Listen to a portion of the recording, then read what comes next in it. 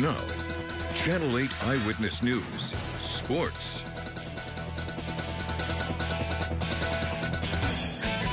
Shields at 17 points. And a hard foul as Foreman went up for the shot. He hit the deck extremely hard here just moments ago, and he is not moving.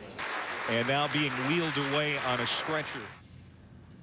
Siobhan Shields hit the deck and our jaws hit the floor. Shields has since been released from the hospital after being knocked out on Saturday. His CT scan was negative, which means doctors did not see anything wrong with his brain. But Shields will follow concussion protocol as he recovers. As for the game, the Huskers put it on Rutgers 87-63. Andrew White III paced Nebraska with 21 points. Siobhan Shields had 17 before leaving the game halfway through the second half.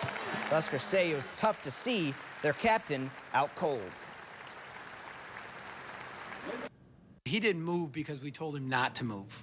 So he was just following direction because obviously you want to take as much precaution as you can in that situation. So, you know, some people are like, well, he didn't move, he didn't. Well, he was just following directions, and it was for his, welfare. At the end of the day, this is kind of the risks that we take. I've been in a couple falls like that, and when you're on the way down, it feels like it takes forever to land. So I knew he was in trouble just by the look when he kind of jumped before that guy. But it's tough to get back to ball. Luckily, we were in a pretty good playing position, and we were just able to close out the game. The Husker women on the road this afternoon trying to give Indiana their first home loss. Anya Kalinta only had 4 points on the night, but that one gives the Huskers the lead as the first quarter winds down. Nebraska up 13-12 after one. Jessica Shepard stretches that lead to 4 in the second quarter, gets her own board and the foul. She led the Huskers with 18, another double-double with 13 boards. Story of the game, Nebraska's struggling backcourt. Natalie Romeo, only 2 points. Rachel Terrio and Kendall Clark, 0 points on the game. Nebraska starters were 0 of 11 from three-point land. Indiana moves to 11-0 in Big Ten play for the first time in school history. The Huskers fall on the road 59-47. My name's Carl Duper. I'm a huge Bronco fan, have been my entire life. We made the Super Bowl, and after that is just, you have to do something. The whole project cost me around $80 for all the paint and Sharpie pens and all that stuff. It's not permanent. It's called Plastidip. It's like a plastic cohesive material, but you spray it on like spray paint. If they don't win, it'll be tough for me to drive this car. I'll probably cry before I leave home every time.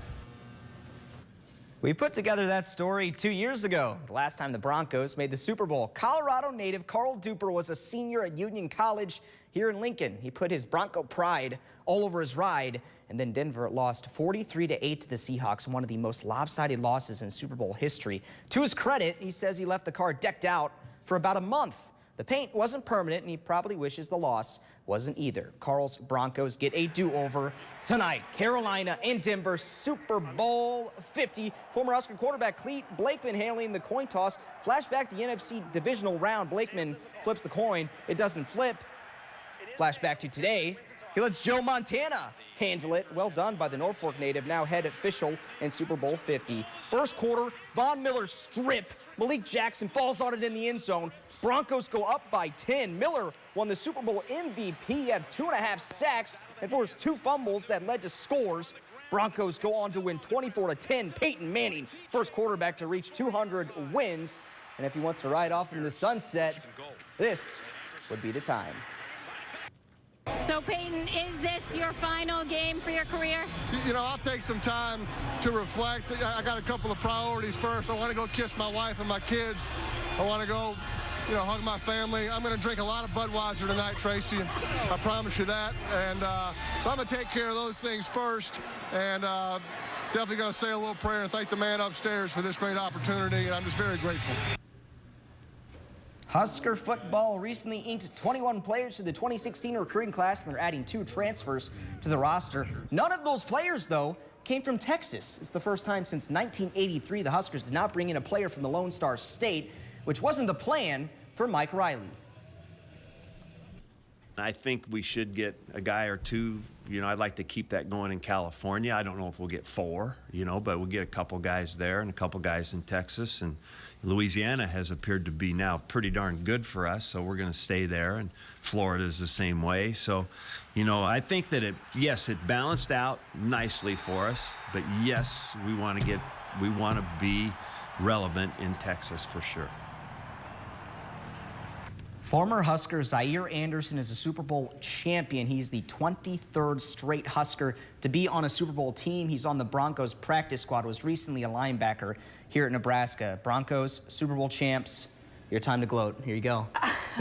I'm not going to gloat. I'm thrilled with the Super Bowl. I mean, who am I going to gloat to? It was great. Broncos fans you know, here, it was a good game through and through. It was a good game. I mean, it was exciting. He had a strip sack for a touchdown, and you couldn't have played it out any better for Peyton Manning. Now, if you were a gambling man, what are the odds Peyton Manning will turn up in a Budweiser commercial in the next 6 months? I would say odds are pretty good after hearing that post-game interview. All right, thanks, Pete. Go Broncos. Final check of the forecast coming up after the break.